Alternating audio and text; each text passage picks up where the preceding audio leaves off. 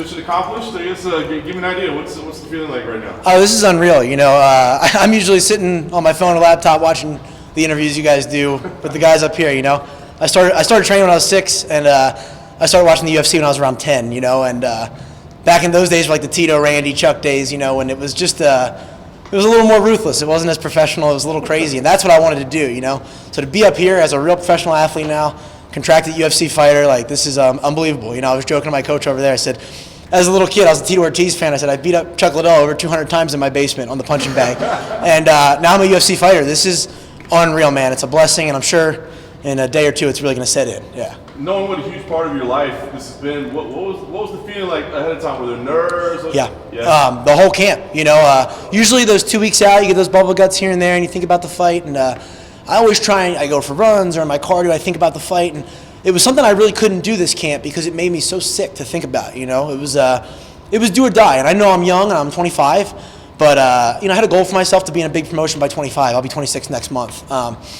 I put a lot of pressure on myself, and I think this camp was a lot of that. I traveled 5 out of 7 days a week. I was away from my wife and away from most of my team, and it was a lot of sacrifice, and it's been a lot of sacrifice since I started fighting. So it's just a really good feeling to know that it pays off sometimes, and it's great. Yeah, I think it's really going to set in, and it's unbelievable to be up here right now. I know you were dialed in getting ready for your fight, but were you watching the other fights? Mm-hmm. Are you doing like the math in your head, like how many contracts could possibly be there today? Yeah, and you're seeing all the incredible finishes, which there were tonight, and even the one that wasn't was a great fight, and you're like, oh man, how am I going to top this? And but something we were stressing the whole camp, especially since we saw the first week, was you don't know what Dana's looking for, and we're just going to come out and try and get that win, fight as hard as we can, and give the best effort. And either way, I knew a win here would be great. So if it was a boring decision, it wouldn't be the best, but I'm still going to take home the winner's share and get exposure. But, we were trying to be exciting, try and have a good fight, and it worked out amazing. I mean, I don't think I even saw it going as good as it did. And, I'm just blessed to be here, man. That was amazing. I couldn't believe when he didn't tap. I was like, oh, man, this guy's tough. He's probably not going to tap. I'm going to have to go to something else.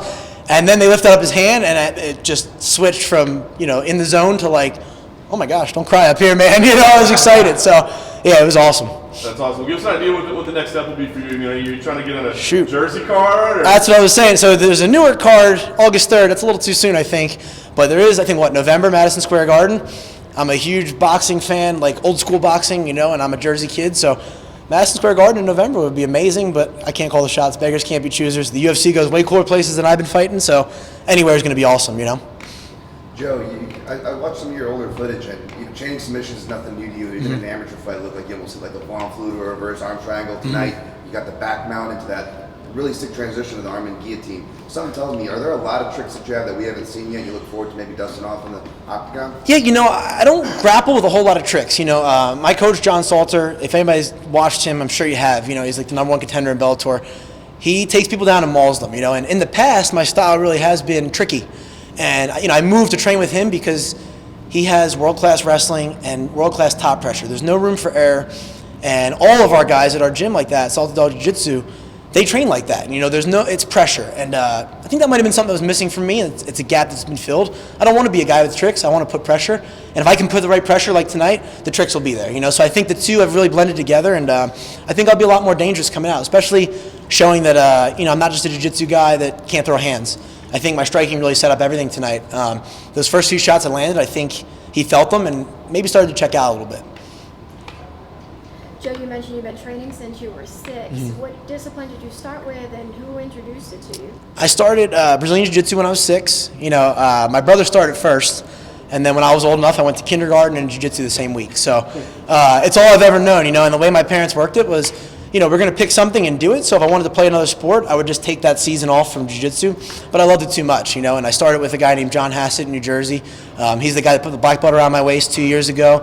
I still go up and see him, and he texts me, he calls me, I go train with him, and man, I just had really good role models like that my whole life. I was in adult class since I was 8. So I just had guys pruning me and steering me, and we always laugh. Like, I used to write letters to UFC fighters and stuff to get autographs, and they jokingly say, like, are you writing these letters saying you're Joey with a backwards Y in crayon, like you're a lot younger? And we always joke, I'm like, do you think Joey with a backwards Y would get here? Like, it feels unreal, So this has been pretty much since I saw the UFC the first time. I wanted to do this, and I was just lucky that I found jiu-jitsu early in life. I think jiu-jitsu changes lives, all martial arts do, but especially that for me, you know.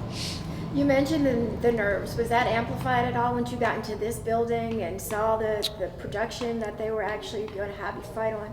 No, you know, I was fortunate enough to fight most of my fights at CFFC, which is a really good regional promotion. They have the cameras in your faces and the bright lights. And, you know, when I fight there, it is in my home area up in Jersey and Philadelphia. So that's a lot of pressure. I got people screaming and all that. Here I only have like 6 people. So I was like, well, you know, there's a lot of people watching at home, but I can't see their reaction, so it's okay. But, yeah, I think that prepared me for this. And I think the nerve-wracking part is the lead-up. You know, the lead-up is a tough thing. We got here, it's time to work. And I've been competing since I'm 6. And, you know, I think all the losses I took, all the, you know, road trips to these tournaments and all that was my whole upbringing. So I think I know when it's time to switch to a competitor. If I get nervous, I'm familiar with that feeling. You know, this is what I've done my whole life. I really don't know anything else. So that kind of kicked in tonight as soon as I set foot in the cage. In the weeks leading up to this fight, for weeks and weeks, you're visualizing how you're going to win. What did you fantasize about the most? You know, I don't like to pick an outcome like that. A lot of people do. I think I just visualize the toughest fight possible. You know, if it goes better, that's amazing, but I just want to see myself getting hit and maybe getting taken down, getting beat and coming back and hanging in there. You know, if I can do that, I think, you know, I can put on great performances because anything above that is a bonus, you know. So I was prepared to go to war tonight for 3 hard rounds, and that's what we trained for. I mean, this training camp, they all have been, you know, absolutely grueling, but this one especially. You know, we were training at Salted Dog Jiu-Jitsu. The training partners there are unreal. I got 2 guys, you know, I said John Salter and I got Corey Crumpa, like the 2 mean big brothers I never wanted. Like they're the nicest guys in the world, but when we train, they absolutely maul me, you know. So I have those guys. We were going, you know, to my home gym that I moved from at Fitness Edge MMA. I still go back there, work with my boxing coach. And then we were going to Jimmo's in Charlotte with Jeff Jimmo, who's an absolute genius. And I think the 3 together just blend so well. They're all good people, and all the training partners. I was just ready for anything tonight. You prepared for a war, but what you got instead was a dominant finish. Mm-hmm. How was it a little shocking, kind of surreal when that happened? I know I can finish people. You know, there's no secret in that. This is my 8th win, and I have 7 finishes. As an amateur, I had 5 fights, 5 finishes. But I never planned for that. Yeah, it was a little shocking because I know the level of talent that comes in this show. You know, anybody in this show could be in the UFC right now, and I think my opponent could too, you know. So to get it that quickly and that smooth, very fortunate. But it wasn't something that I couldn't picture, but I'm just really lucky to have had it come that quick. And just one more. Earlier, a few moments ago, you mentioned that you saw him check out after you felt your power. Mm-hmm. Talk to me more about that. Like, you feel like you're broken with that point? Not like he's weak or anything like that, but I think it just wasn't what they expected. You know, there's not much footage on me. And, you know, there's a stigma with grapplers is that we cannot strike. You know, but like I said, I have really, really good coaching, really, really good teammates. And I'm so tired of being a jiu-jitsu guy. Even though I love jiu-jitsu, it's changed my life. I just want to be a fighter, you know. So I think my last 2 fights have really shown that. I think tonight he was expecting, you know, I heard his corner say, you know, get on the bike as soon as we were about to touch gloves, which I was a little worried. He's an American top team guy. I didn't know if he was going to do the copycat flying knee or something. When I heard that, I was like, okay, they're worried about the takedown, you know, so that's a perfect time for me to let my hands go.